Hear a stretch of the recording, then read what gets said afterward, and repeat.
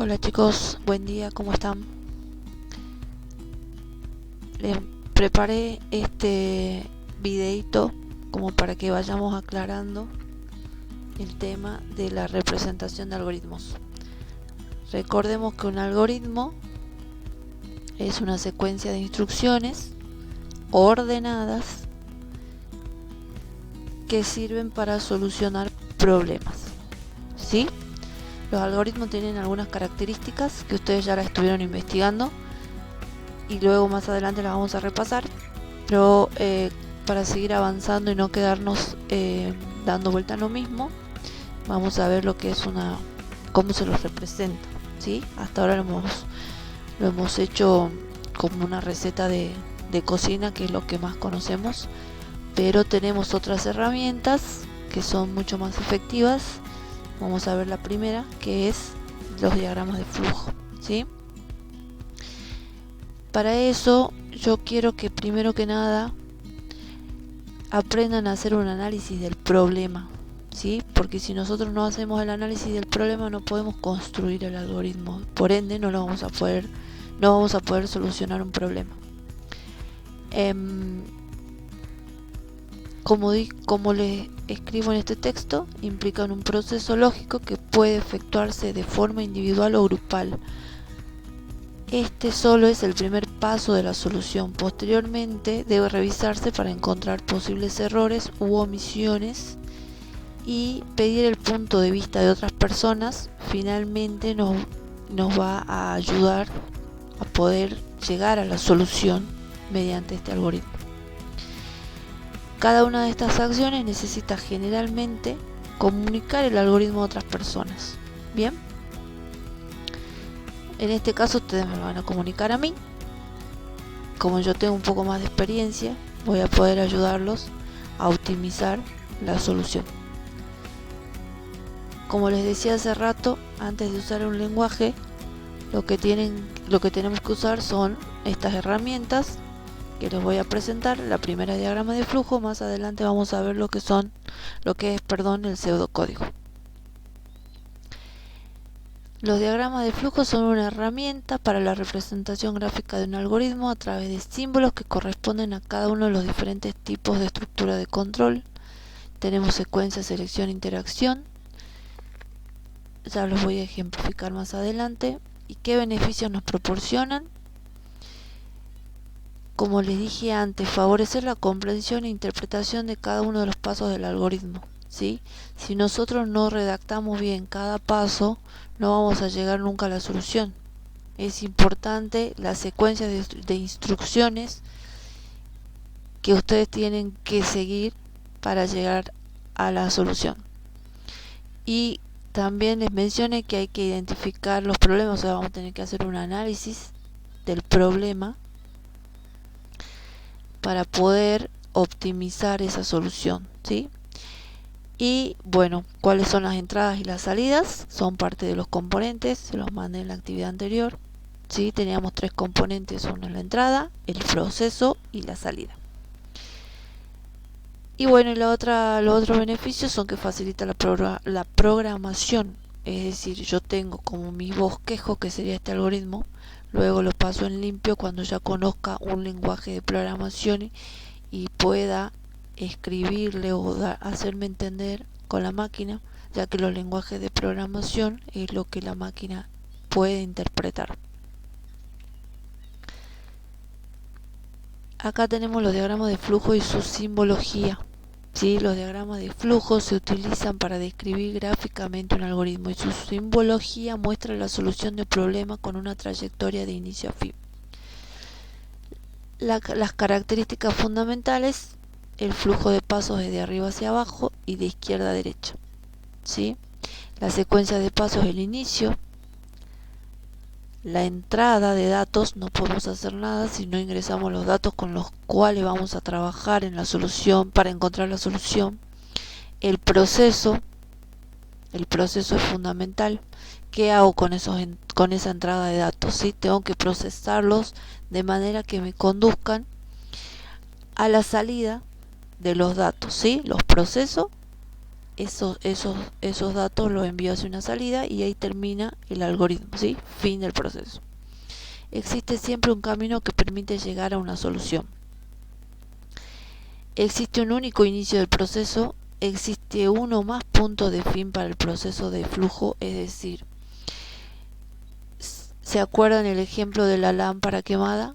¿Sí? Tenía distintas salidas, distintos fines, distintos fines.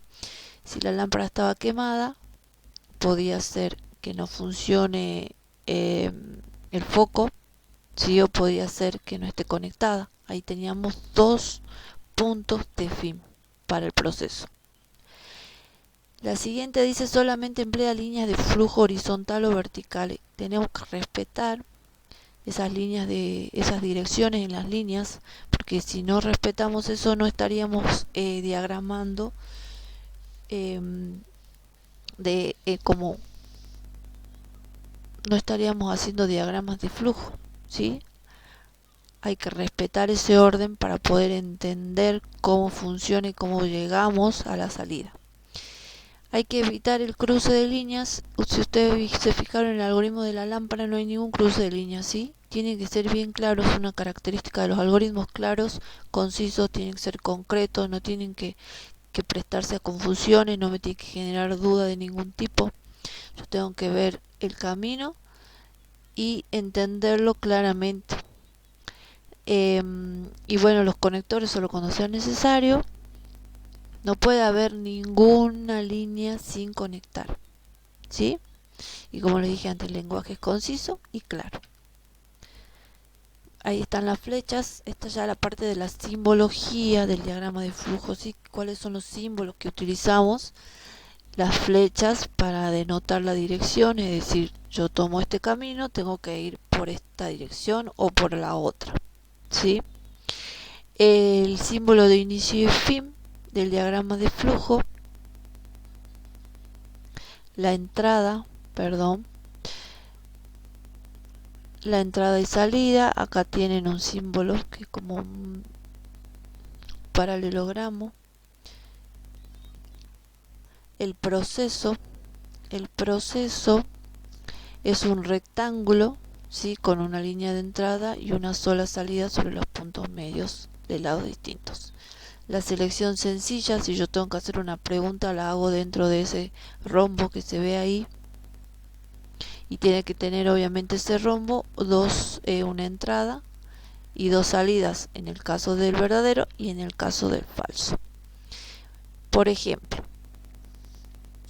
¿cómo hago yo para saber si una persona, o el problema que se me presenta, mejor dicho, es si la persona es mayor de 18 años? ¿Sí? Marco el inicio del algoritmo.